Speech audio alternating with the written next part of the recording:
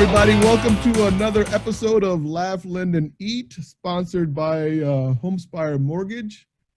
Today is a very, very special day here on Laugh, Lend, and Eat because not only do we have one special guest, but we have two special guests simultaneously coming to us from Atlanta, Georgia.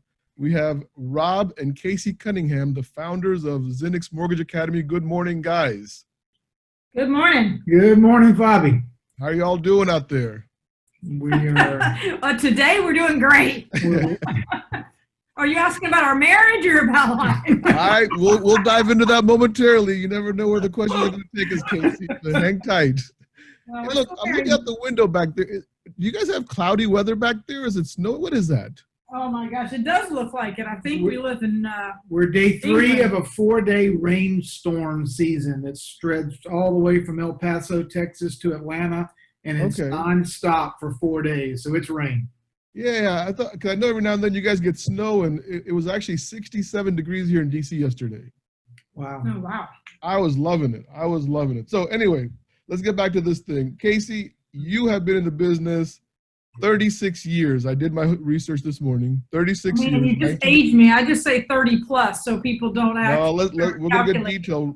Rob, I think, was in the business a little bit less than you, but still learned a lot, did a lot for First Tennessee Bank. Then you guys started your Xinnix in 2002, January 2002. So you just celebrated 18 years, right? That's right. That's Correct. exactly right. Did you guys have a big party? Because I didn't get my invite. What happened? We did have a big party with a lot of food. A lot of food? Oh, you come to the right podcast for that.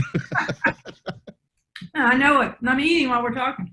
So we're going to dive into some of these questions here, but this is just to let you know, Casey, what happened here is Rob and I were talking one day, and he said that nobody ever wants to interview him. And he was on his little pity party dress going on and all that. Listen, after this interview, you'll understand why. The I'm just kidding. The actual comment, Bobby, was that I have a face for radio. And so I said, well, that's great. You should come on the podcast then.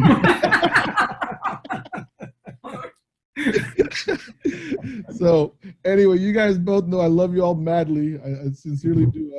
I've enjoyed getting to know you guys. Casey, that was a very cute video of your mother the other day. Man, on LinkedIn, I saw that, right? yeah, I wish I have so many I could post. There's the cutest one, man, that you would love. But I took her to a Starbucks and bought her a drink, and she apparently didn't know what kind of drink she wanted. It is the cutest video. I ended up getting her a latte and trying to explain to her how to say it. And she goes, "So it's a latte?" I go, "Yes, Mommy, it's a latte," in her little Puerto Rican accent. Anyway, I've got countless videos, and I will treasure them when she's gone. But She's going to be, what, 90 in 3 weeks, right? 90 years old. Yeah, we're going to make it extra special for her. So we're having a party. Wow, that's great. And she looked healthy. God bless her. I mean, she looked Listen, amazing. she can still keep up with everybody, still go up and down the stairs on her own free will. She can dance. She'll take cruises by herself. I mean, who does that at night? Really? Yeah. She takes Zumba classes, and she volunteers at the retirement home to help take care of the old folks. Oh, I'll be in there momentarily at the place I'm going. She goes, "I'm getting old." I'm like, "Well, Mom, when do you officially become old?" You know what I mean? 90's pretty old. So just so a lot of our listeners may or may not know, but Casey, you were at your height a very, very amazing loan officer. Then you went on to become EVP of a multi-billion-dollar mortgage company up down there in Georgia. But out of both of you all, I have to admit that I think Rob is the better salesperson. Oh no! Here we go. Here we go. And the reason I thought about this ever since I've decided to do both of you guys, and I said, okay, well, Rob's got to be the better one here because he got Casey to say yes. Yeah, but he was a poor closer, man. It took him 5 years. So, Rob, about you now, you were at First Tennessee, right? Before you did Xinnix. Yeah, First Tennessee actually owned a company that's a mortgage bank. They owned about 7 mortgage banks, so there was a holding company. And so First Tennessee's publicly traded company and big and widely known, and the company that we both worked for didn't make it. You know, we left in, 2000 and 2001, 99, something like that. They continued to operate until about '09 when the Lehman Brothers storm, '08 till the Lehman Brothers storm took them out. So I use First Tennessee as the name. The company was actually Home Bank Mortgage, Okay. the name of the company, but they were owned by a parent company, which people recognize. So did you, I mean, when you, and I don't know too much about your mortgage history, Rob, we've not talked about it too much, but is your mortgage history more of a leadership role, or is it origination? It was a sale, what was it? It was specialty origination in the jumbo market space. After I flew for Delta Airlines for a couple of years, there was a downturn in the economy and 500 pilots got furloughed. So after a few months of looking around, I joined Merrill Lynch. And shortly thereafter, I got very fascinated with their specialty jumbo mortgage products for affluent borrowers. And I ended up sort of performing a marriage ceremony, if you will, between a distributed retail mortgage company and Merrill Lynch Credit Corporation. And I put their product in the hands of 200 retail loan officers at a company Casey happened to work for.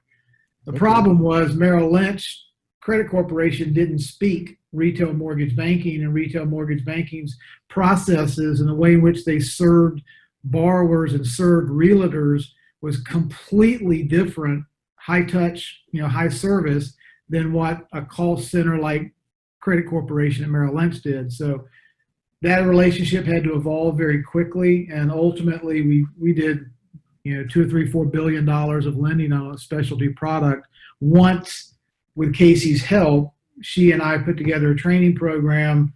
We were able to get an underwriter from Merrill Lynch, get them on staff at the mortgage company, and become a delegated underwriting partner, so we could control the process all the way through closing and then sell the loan back to Merrill Lynch. Wow. Okay. So luckily, after about 4 years of working, 3-4 years working in this product field, I was blessed and fortunate. I'd rather be lucky than good, but I was Merrill Lynch's #1 mortgage producer out of about 14,000 reps. Okay. But it was really a specialty product towards high net worth individuals. And Rob, recently I saw that about last year, looks like you joined as an advisory council member for VA Team. Yes. You want to talk about that for a second? Sure. It's a veteran organization founded and operated by veterans for veterans to help with both education, employment, and lending and real estate. So it's a gentleman that has got quite an extensive background in the industry, and he approached me with my veteran background. He's got a board, a COO, and a chief attorney, and a product designer, and the franchise owners are all veterans. And his mission is to really create an end-to-end ecosystem that comprises of veterans, that really understands veterans really well and takes great care of that veteran community, and not necessarily just sees them as a better profit margin business, but an actual group that deserves the respect and the care that they've earned. Yeah, that's good. That's outstanding. So I know, based on my conversations with you and Casey, and then we were kind of joking about it right now when we started talking, with obviously this historical lows that we're seeing the 10-year bond in right now. I think it's below 1. I think it was 0.97 something this morning. Yes, sir. Right? Yeah. So there's some people that are just busier. I mean, I know that in my day job, I recruit for a living, right? So I bring people on board, and I was talking to a gentleman. He's literally taken 40 applications in like 10 days. Just an amazing number of applications this gentleman's taking. How do you see that impacting managers like myself, saying I still want to think about 2021 and bringing on board rookies and people who've never had any experience in this business? I think there's multiple ways this market, take advantage of it while you can, realizing that it's not going to be the future long term. But right now, bringing on people quickly to support and assist in this tidal wave is prudent, if you will, to take advantage of it. So making sure you can get them on staff. And obviously, we have a program where we bring people up to speed quickly and been able to prove it out over the last 18 years. And we're able to put a rookie literally get them competent in Fannie, Freddie, FHA, VA, refis, et cetera, property assets, income liabilities, credit, all of that within 2 to 3 weeks, where they can actually understand the language, and then move them into deal structuring, which is only a week to 2 weeks later. So we can get people up to speed very quickly in this market. But I think creating some structure and process, getting them in your pipeline quickly and out as fast as possible, so you're not having to manage them, is the first thought. But keeping people focused, not abandoning the referral partners, making sure you continue to keep them at the front, because somebody's going to go after them and take your business while you're taking advantage of this if you're not very purposeful and intent on maintaining those relationships. So create a process there. But I guess the question I'm thinking of is and I'm thinking about myself mostly, Casey, so I'm guilty, right? Is how do you get guys like me to say, hey, Fab, you still got to worry about 12 to 18 months down the road. What are you doing? I mean, how do you get us to start thinking about the moment and thinking about the long-term picture? Well, let me comment on that as well, real briefly, and I'll let Casey continue. But I think you're wise beyond your years, Fabi, because culture is destiny. And one of the things these interest rates are doing is creating a lot of publicity and focus and attention on the mortgage industry, not only from a borrower standpoint, but man, that looks like a job or career path I might want to get into. Looks like people are making a lot of money. So if you're only thinking about your current operational inefficiencies or massive loan volume, and you're not proactively looking for talent, I say this until people around here kind of get sick and tired of hearing me say it, but there's never a bad time to hire a great salesperson and to look for talent for people that might want to join our industry. If you've got to focus beyond 6 weeks or 6 months, you should be looking for talent, because we have countless stories of, look, if we can bring people up to an $8, $10, $15 million year one producer, as many as you can find, we can develop them turnkey for you without you getting caught in the quicksand, but we can add to your team. So whether you're a rainmaker, whether you're a branch manager, or whether you're a national sales manager, talent is never going to go out of style. You have to always be looking for it. You make a great point. You make such a great point that this is really the opportunity to get new blood into the market, because the traction is there because of the low interest rates. And every time I turn on the news now, everyone's talking, and I guess no one's really talking that the Federal Reserve rate cut doesn't really impact the mortgage rates. And I'm not going to go down that road on this with you guys, but you and I all know that that's not really that connected, but yet the media is hyping it up out there every day. And I'm getting calls. I haven't taken a loan app in 5 years from past clients saying, can you please refinance me? And so it's that crazy right now. Well, Fabi, I keep thinking about our industry, and you know me well enough, and you've been part of some private conversations I've been having with our board. And one of the big concerns I have for our industry at large, and the immaturity of growing talent and growing it very methodically, right? Right now, having an opportunity to come into an industry and make a decent living is great, but what's going to really build our industry long-term is not just making a good living, but having growth and having opportunity to advance. And the current we already know the aging sales force is here. What's the next generation going to look like? And they're looking for great cultures. They're looking for people who give back, organizations that have a heart and a soul. So the number one initiative for virtually anybody listening in is, how do you build that career path, and how do you build an amazing culture so that you do have a company and a business that's going to be sustainable and that's going to help continue to capture market share.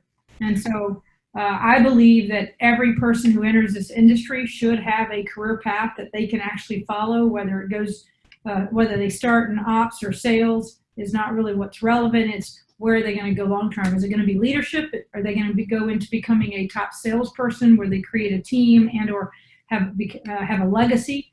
And how do you create that? So I think every leader right now, albeit you handle current problems and current infrastructure, you got to build for the future. And so, and you both have said the word culture. You know what I mean?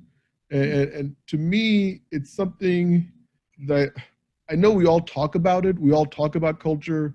We all talk about the culture of a company.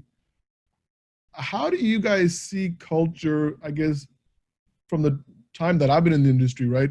We didn't even use the word culture. When I first got in the business, I don't think I heard anybody use that word. And nowadays it seems to be like a buzzword. It does. Right? I mean, and so everyone's using the word culture, but do you see the culture of the mortgage industry changing where it's now more order taking, or do you still see the guys creating relationships inside their universe? I'm seeing both.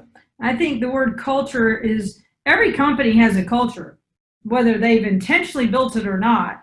The question is, we want a healthy culture, because and a healthy culture is reflected in the performance, in retention, in what I consider is attracting amazing talent, where people want to stay there and work there.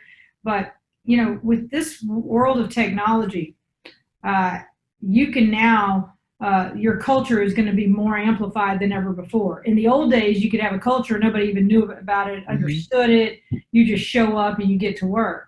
Well, you think about it over the last 20 years, and this huge wave of having, and again, looking at the millennials and looking at the next generation, they want to have a place that there's fulfillment, there's reward, there's acknowledgement. And you got to be, I think, in my opinion, incredibly careful and cautious on that culture, because that's your brand now. Yeah. And your brand, and we've always talked about brand, but that's sort of a new way of looking at brand equals culture. Yeah. And what do you represent in the market? So with millennials though, and I know whenever I'm getting ready to talk to you guys, or I'm always doing a lot of reading. And I know somewhere in my reading of some interview you did, Casey, you talked about recruiting millennials. Sure. Is there a difference between recruiting a millennial versus recruiting someone who's been in the business for the last 10, 15 years? Is there a major difference that we should all be aware of? Rob, you're shaking your head yes here. I can see that. You want to say that? Yeah.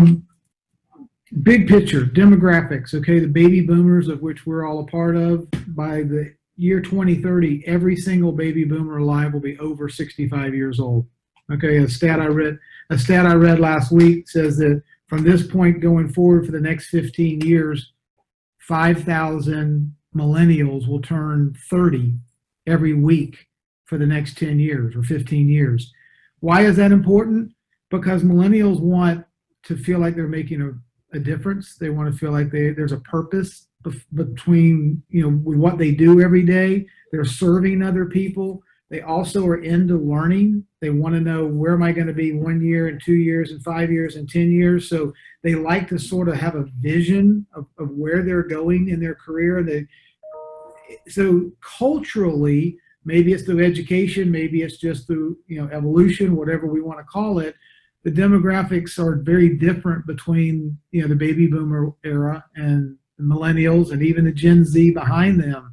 They do want a sense of purpose. They want to influence. They want to lead. They want to make a difference, and they don't want it just to be a slogan. So culture in my world means, when marketing and sales and operation and everything that they promote are actually true.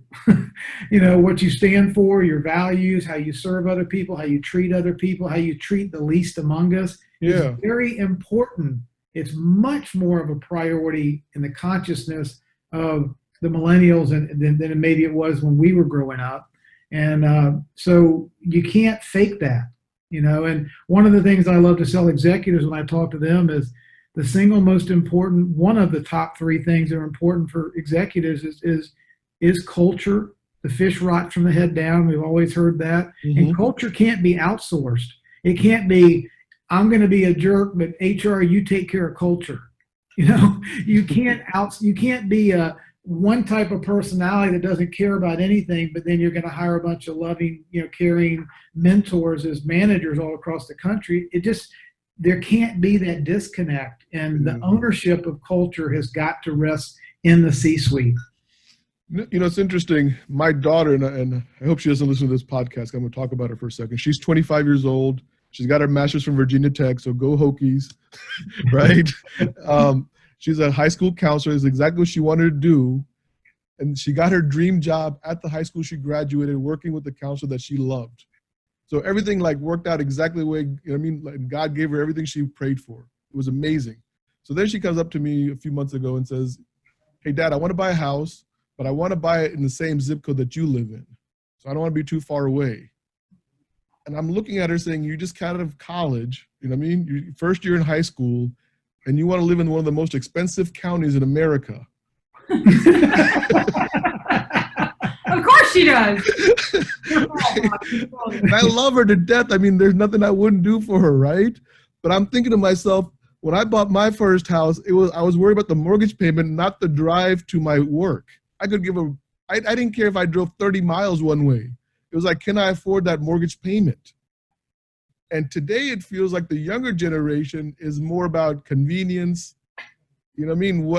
I guess whatever we've kind of given them, and I'm coming back to this, is when I think about recruiting this generation, is there a different mindset that I need to have then in order to show them what we're bringing to the table? Absolutely. I think there is a different mindset, and I've had to learn it over the years because I just mentioned the conversation that brand equals culture. Well, in the old days, you go to work for somebody to work, to make a living. Now there's the mindset of I want to make a difference and I want to be part of something special. And so I do think that the era that Rob and I are in that age group of being baby boomers, we have to be that much more conscious about creating a great culture. And it's got to be very intentional. I remember one of my previous heads of marketing, amazing lady, who shared with me that she was tasked to create a great culture. Hey, I want to win culture awards, not by me. This is her previous company. And she said, we could not win a culture award to save our life because the leader, as Rob said, the fish rots from the head down.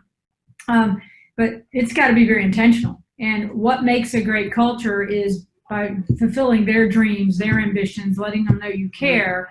And listen, we fall short every day as leaders at Xinnix. We work really hard. We keep winning awards, but I know it's not enough. I mean, in the sense that we've got to be purposeful on the way in which we communicate, the way in which we love and value people. And I'd encourage and by the way, we don't do it to win the awards. We do it because it's the right thing, right? Because as leaders, you're supposed to love and value your people. But we came from an era that if the boss said do it, you did it, and you didn't have to like them or respect them. Right? Now the era is, hey, I have choices in the market. With the click of a button, I can move. I can leave the company. I can do this somewhere else.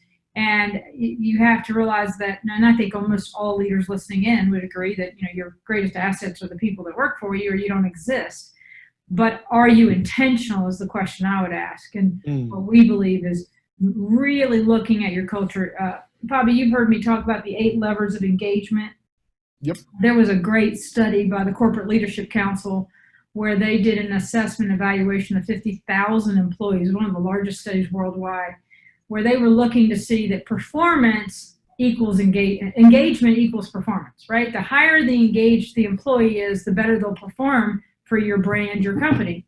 Well, they they concluded that there were 8 levers that drive engagement, and culture was one of them. Yeah. And if you're not intentional in building a great organizational culture, you may be missing the opportunity to get the highest performance from people and to attract the best talent. Yeah, that's so powerful what you just said, because one of the things that I took away when I was on that panel with you with that engagement, engagement dilemma, was I remember thinking, how do I get more of the employees involved? How do I get, so it came back to me. It wasn't about the employees. Right. It was about me and what I could do and what I should be doing. And I think too often leaders are looking for someone else to do something rather than doing it themselves. Would you agree, guys, with that? Or Totally agree. We own it. Listen, how we communicate, how we treat, meet, set the example, lead by example, all of that. We drive it. Well, and to add to that, Fabi, I think, it almost sounds like a self-serving layup here, but it's true. So I'm going to repeat it. But part of that culture and part of making a difference is the younger generation expects learning and development. They expect professional Well, development. that was actually one of the levers is training and development. And so you have to realize, if we take a little stroll down memory lane, we came from an industry when we all got in it. It was a rate sheet, a business card, and a slap on the rear end, and don't hurt yourself. 2 thumbs up, go get them, Tiger.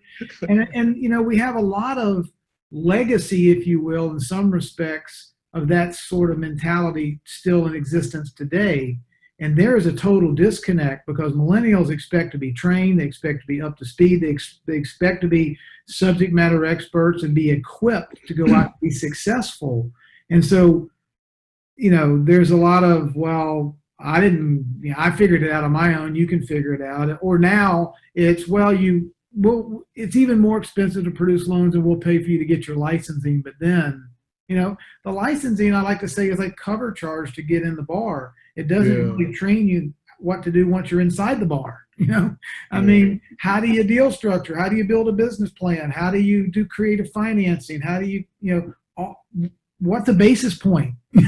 I mean, all of the basics that we all take for granted, we're teaching a foreign language to a group of people that have never been in our industry before. So what is our culture's approach to preparing the next generation to not just fake it till they make it, but empower them to be successful? Bobby, you can tell me, the industry at large, it's really interesting since we are sort of a feeder system for the industry and building talent.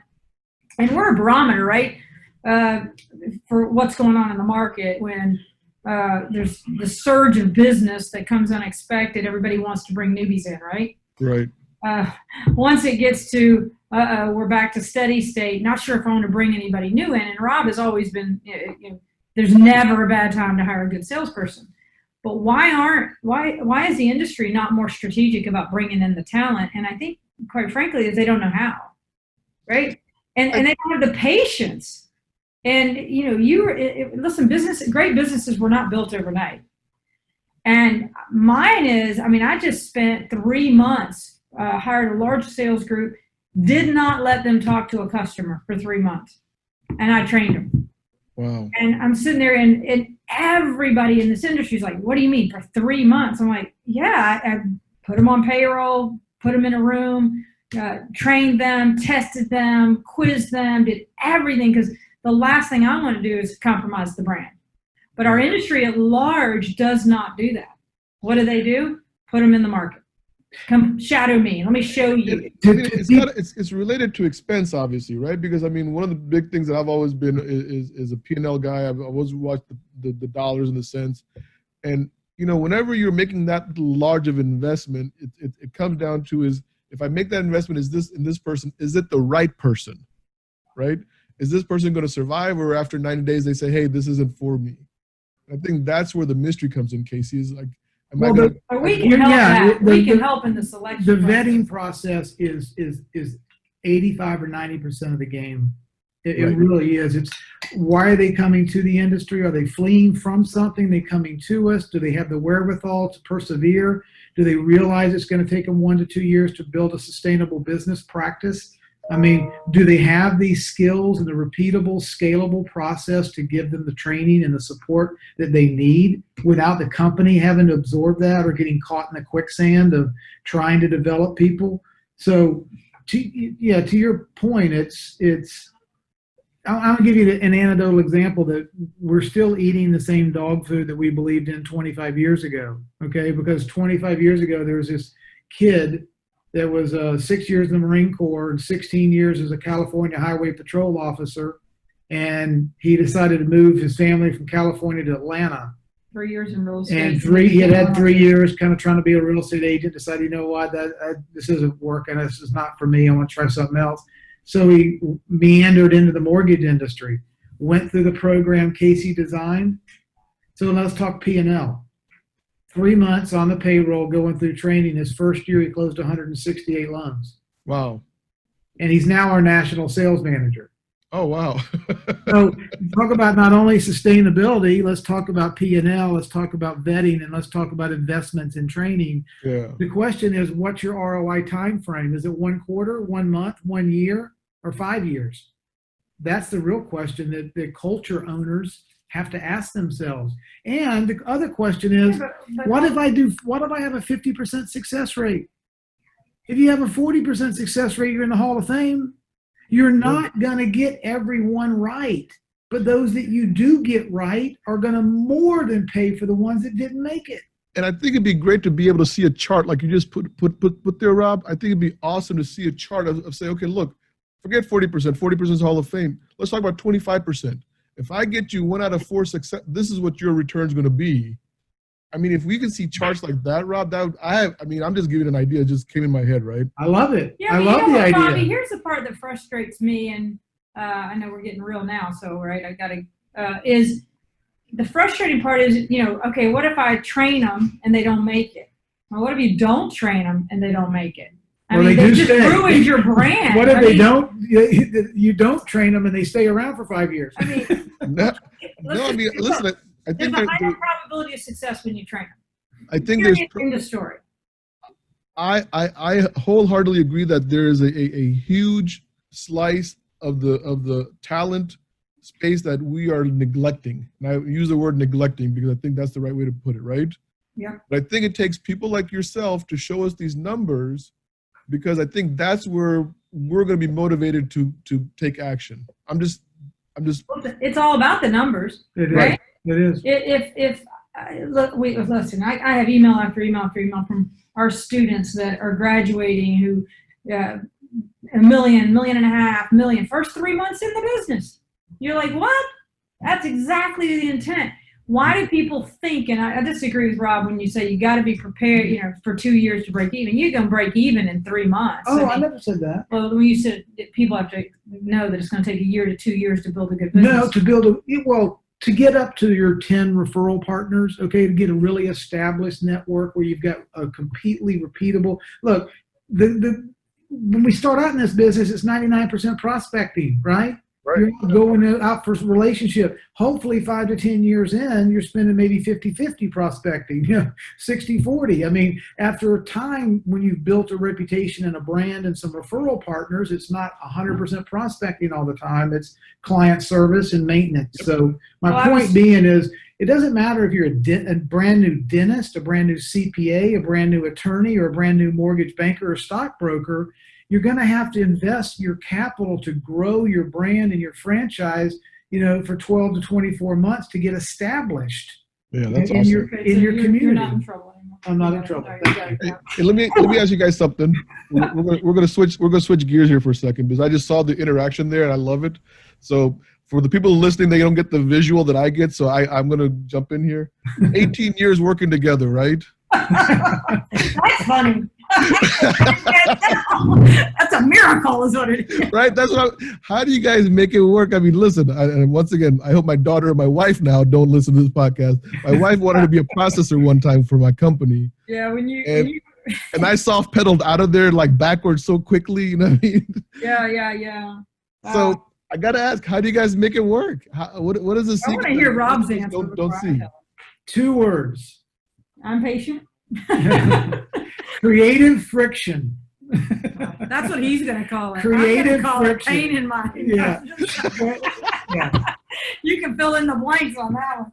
You know what? what? No, I'm on one end of the building. He's on the other. That's how we make it. The building leans a little bit towards my end because God. the weight of responsibilities. Oh my God! That's it. No, you know what? Now, I mean, do you guys take this outside? Like, do you guys carry it home? Do you guys carry it on your vacations? I mean, does it stop? Listen, I had to draw the line when he had me captive in the shower, Father. Okay, I'm like, listen, I need to be able to be in my bedroom, my That's bathroom. a little too much information. I know, but I'm like, stop talking about it. We've got to have one safe place. So when we cross the threshold into the bedroom, there's no conversations about this. All right. So look, here's my most amazing question that I came up with when I was putting this interview together. Oh Lord, here we go.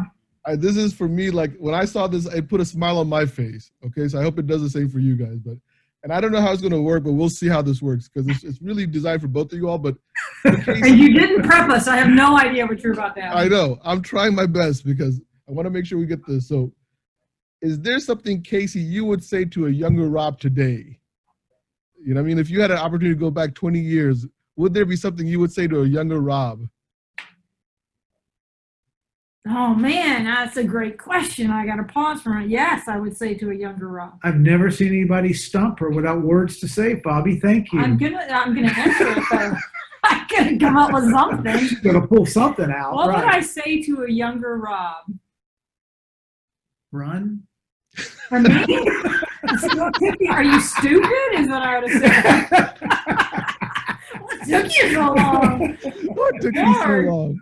Oh my God. To a younger Rob. No, because I was actually thinking about, because my wife and I, we just celebrated 27 years. And so I was wondering, I said, I wonder what she would tell me from 1993. You know what I mean? And so really it applies to me just as much as it applies to you guys. So Rob, on your side, is there something you would say to a younger Casey? Wow. Is that younger You've had more time to ponder it. Met or when I was 10 years old? No, I literally, I mean, to be completely honest, I'd probably just say, you know, it's not advice. I would just say, don't change a thing. I mean, Wow. I mean, honestly, we're like, it's kind of crazy when people see us because we're both in our own, in certain ways, we're both very A-type and very headstrong. But in other ways, she's very operational and buttoned and detailed and process engineer driven and should have been a computer programmer in the Marine Corps, you know, and I should have been a Hollywood movie director because I like to story sell and I like big picture stuff and dreaming and that sort of, I mean, I'm not saying she does it as well, but she's got this unbelievable lane of detail and organization and process and delegation, and I'm kind of all over the map. I'm a hot mess. Okay, so it just works. It just works. I remember those pictures of your daughters when Casey left you alone for like 4 hours or something. Is that the kind of director you're talking about, the Hollywood directing? That's the hot mess piece. Listen, I just got him to find the dishwasher, so I'm really happy right now. I'm a great trainer, right? Because I've trained him to open the dishwasher. For anybody listening, ladies, I've actually came home the other day and the sink was clean, so that was nice coming from a trip. You know, we make it work because there's a mutual respect for each other's skills, and also the fact that we're human beings, we fall short from the glory of God every day. But we love each other and we respect each other in the skill set and the lane that we're in. And it took time to figure that out, though, Fabi. You know, 18 years in business, when we first started trying to figure out what our skill sets were and where should we play. And, you know, we married for life. We knew it. And I know my husband's heart. I know who he is as a human being. Doesn't mean he doesn't make me crazy at times. And I don't want to. And I know physical beating is not allowed, but we get to laugh together and cry together. And I couldn't be more blessed, Bobby, because that younger Rob and the Rob that's with me today is still my biggest cheerleader.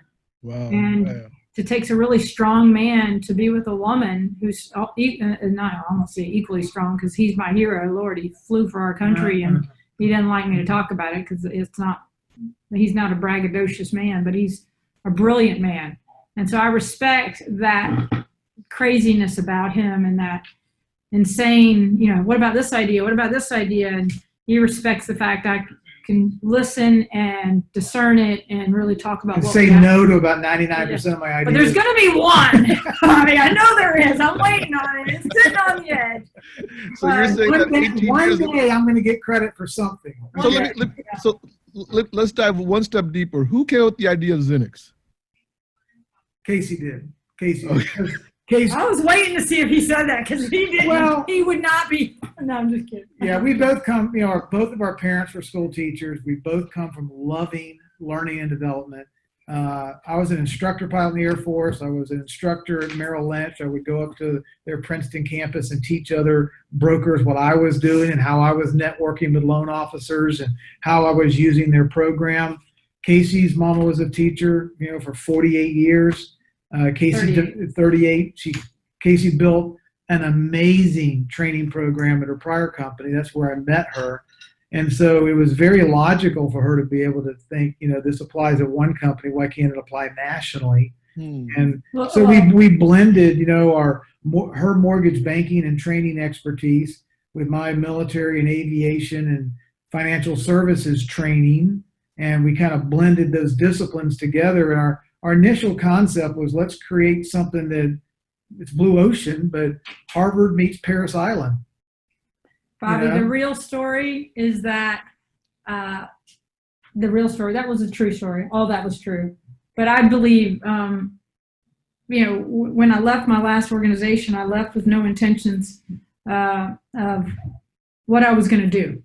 And You didn't know what you were going to do. I had no idea. And I had an amazing husband I said, I think it's time for me to go. And I resigned without a job and sat on the back porch for a few months praying about what was I intended to, why did God put me here? What am I supposed to do? Open a mortgage company, become a training director, go run one. I had a lot of options on the table. I literally looked at every aspect of my life and said, where did I get the greatest level of joy? Where are my giftings that I think I have? And I believe this is not my company, it's God's company. So I got this moment and this vision that said, okay. I walked into my husband, I said, this is what I think I want to do. And again, being the amazing man he is, he goes, do it. There's no way it won't work. And where he had the confidence, any opening up a new organization and taking that risk for anybody. If you don't feel like there's a risk, you're crazy. But he was my greatest encourager and said, let's do this. And so here we are. I have a funny anecdotal story. Yeah, we got a few minutes. Funny anecdotal story to tell you. Once we decided this is what we were going to do, we went on Thanksgiving break, sat on at Grandma's house, at Casey's mother's house. The idea came before September 11th happened. Yeah, and then September 11th happened, wait. and I'm like, oh, bad idea to open up a new company in the middle of what we considered the world was coming to an end, if you recall. Yeah, we were married in June of 2001. 3 months later, 9/11 happened, and 3 months after that, we opened Xinnix. We're crazy. And so, but we had done a spreadsheet on the business plan for a weekend at her mother's house, and we put all the variables out on a spreadsheet. In year one, we hit our business plan numbers within $15,000. Wow. It was crazy. In year one on what we thought. Now the mix of products and how it worked, how it turned out was a little bit different, but it was truly formed out of the basement of our house, and we've built a website and hired our first employee, and off to the races we went. And Has the primary mission changed or modified? I mean, obviously, look, you guys, your model has matured, I'm sure. Has there been any modification to the primary purpose that you guys started off with in that basement meeting? No, it was always to empower others and to help transform their lives and bring a solution to them where they could plug in and get to the next level, and do it in such a way that we would be considered the Ritz-Carlton of the mortgage training space, where we would do it with a lot of love, a lot of care and passion, and to set the example. And that was a big one too. I never wanted to be a hypocrite when we built the company. And it's like, if we're going to ask people to achieve excellence, we certainly have got to achieve excellence for ourselves, for our marriage, for how we sell and how we lead. So anyway. Well, Fabi, the one thing too that separates us to this day from the day we opened the company, I think, from others, is that accountability is our key ingredient. And what I mean by that is we never wanted to just show up and throw up or just, somebody pay a fee and get a degree from us. We wanted there to be a meaningful impact that we could measure. And so how do you do that? You have to have accountability. And so in order, we set up parameters that, training, you got to sign an agreement to get in the program. If you don't do what you said you're going to do, we'll politely ask you to leave, because we don't want to waste our time just hearing ourselves talk. We don't want to waste your company's time and money. We don't want to waste your time if you don't want to be here. So unless we can make an impact, let's just agree to go in a different direction. And so we've never let go of that desire for accountability to be a key ingredient in everything that we do, because we have a fiduciary responsibility to the student's employer, our brand, and our associates that work for us. So, if we don't do right by everybody involved and people don't perform well or they don't get any value from what it is that we do, then we're cheating everybody involved in the equation. Yeah, that's good. That's good. All right, we are coming close to the end here. Couple of things I'm going to ask you real quick on a blind speeding pace. Social media. What's your favorite social media page? Anything? Favorite social media platform? Yes. It depends on who you are, what position you're in, as to what I would leverage personally. Today, we leverage LinkedIn a lot. It's a business platform because we know that because we're a B2B company and we talk to executives often, they have their own context of what they allow. So we really leverage the LinkedIn platform. But man, I'm all about Facebook, Instagram, a lot of opportunities there. Okay. And then last thing I want to ask is that since this is Laugh, Lend, and Eat, right?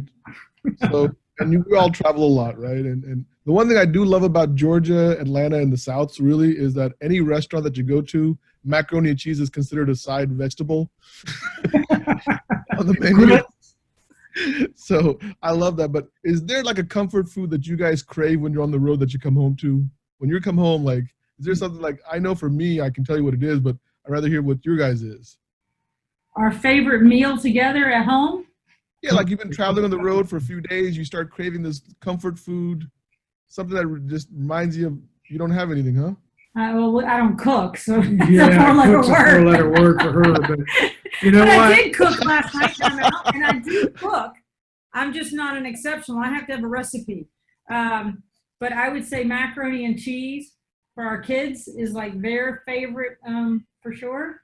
But the Spanish rice and beans for my mom, that's like my comfort food, man. Whew. Puerto Rican rice and beans. Gourmet Mexican food for me, and I can get that anywhere on the road. Yeah.